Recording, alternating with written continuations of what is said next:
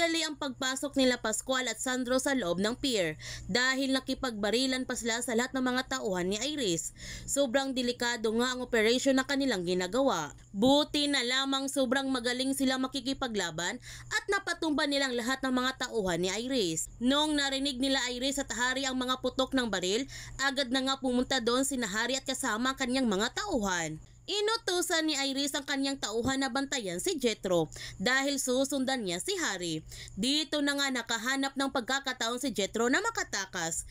Ngunit nakita naman ni Iris ang pagtakas ni Jethro kaya hinabol niya ito at binaril pa niya si Jethro para tumigil na ito sa kanyang pagtakbo. Nalaman tuloy ni Iris ang pagsisinungaling ni Jethro sa kanya na hindi niya alam ang kinaroonan ni Jasmine.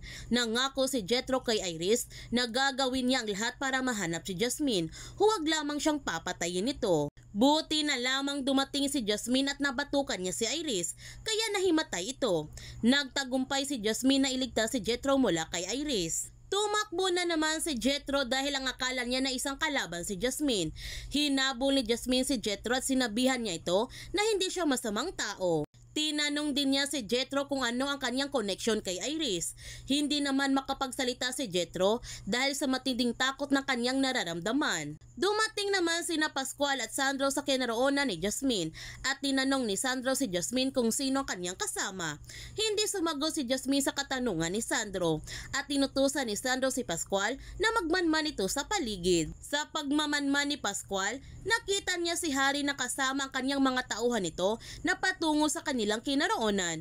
Kaya sinabihan niya si Sandro na kailangan na nilang umalis dito dahil hindi na sila ligtas at nagmamadali na nga silang umalis. Habang si Heather, handa na siyang pasukin ang mundo ng illegal na negosyo ng kanilang pamilya at tuturuan naman siya ng kanyang ama kung paano ito patakbuhin. Samantala, dumating ng mga pulis sa pier at dito na nga malalaman sa publiko ang illegal na negosyo ng mga Buenavides at si Sandro naman ang nagtip sa mga kapulisan, ngunit hindi siya nagpakilala para sa kanyang kaligtasan. Confident naman sina Patrick at Petonia na malulusutan ulit ni Vito ang problema na ito dahil hindi ito bago sa mga Buenavides ang ganitong pangyayari at kinakabahan ng labi si Lily dahil sa paglantad ng illegal na negosyo ng mga Buenavides. Nalaman na nga nila Jasmine at Sandro na ito palang negosyo ng mga Buenavides at kinakailangan nila ngayon na maghanap ng matibay na ebidensya para pabagsakin ng tuluyan ang mga Buenavides. Sa pagising ni Jethro, sobra siyang nagulat nung nakita niyang muli si Jasmine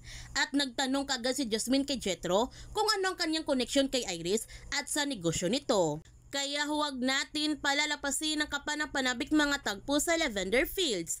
Kung bago ka pa channel ko, don't forget to like, subscribe, and click notification bell para palagi kang updated sa mga videos in-upload ko. Thank you for watching and God bless to everyone!